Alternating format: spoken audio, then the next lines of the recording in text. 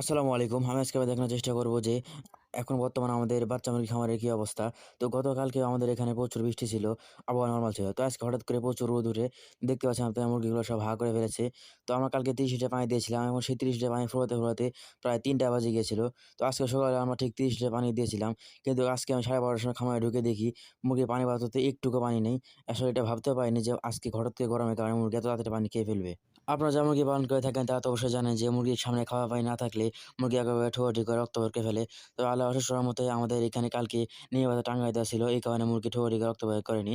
তা যেহেতু আমাদের পানি শর্ট পড়েছিল তাও মুরগি ঠোঁটি করেনি। তো এখন আর কি করা? রাতে মুরগিকে পানি দিতে হবে। না হলে মুরগি যেহেতু এই মুরগি এখনো স্ট্রোক করার বয়স হয় নাই। কারণ এরা এখন বাচ্চা, এখন পানি শর্ট পড়লে স্ট্রোক করবে না। কিন্তু মুরগি ঠোঁটি করবে। তো আমি আগে পানি পাত্রে পানি ভরি তারপর আপনাদের দেখাই দিতেছি। দেখতে পাচ্ছেন আপনারা যে মুরগি পানি খাওয়ার জন্য কিরকম শুরু করে দিয়েছে। আমি কেবল পাত্রটা খালি ঢুকিয়েছি। সেই সময় সব মুরগি এসে এখন পাত্রের কাছে জড়ায় লেগেছে। আমি যে ভিতরে ঢুকে মুরগিকে পানিটা দিব সেরকম কোনো ব্যবস্থা নেই। মানে আমার ধারণা ছিল না যে মুরগি ৩ ঘন্টা ৩.৫ ঘন্টা আগে পানি শেষ করে ফেলবে। তো তাই এদেরকে প্রায় এখন থেকে ৩-৪ ঘন্টা আগে থেকে এদের পাত্র খালি হয়ে পড়ে আছে। তো আমরা অবশ্য খেয়াল করিনি। তো আজকে দেখতেই পাচ্ছেন আপনারা সব পাত্রের কাছে পানি খাওয়ার জন্য মুরগি সব ভিড় করছে। একটার উপরে গা লাফিয়ে যেয়ে পানি খাওয়ার চেষ্টা করছে। তো আসলে এদের কাছে পানি ছিল না অনেকক্ষণ।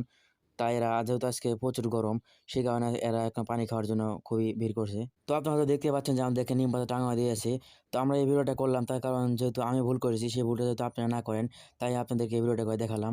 আপনারা যদি আমাদের কাছ থেকে কোনো পরামর্শ নিতে চান, তাহলে অবশ্যই কমেন্ট বক্সে কমেন্ট করবেন অথবা মেসেঞ্জারে নক দিবেন। আমরা ইনশাআল্লাহ তার উত্তর দেওয়ার চেষ্টা করব। তো আবার দেখা হবে আপনার সাথে অন্য কোনো ভিডিওতে। আসসালামু আলাইকুম।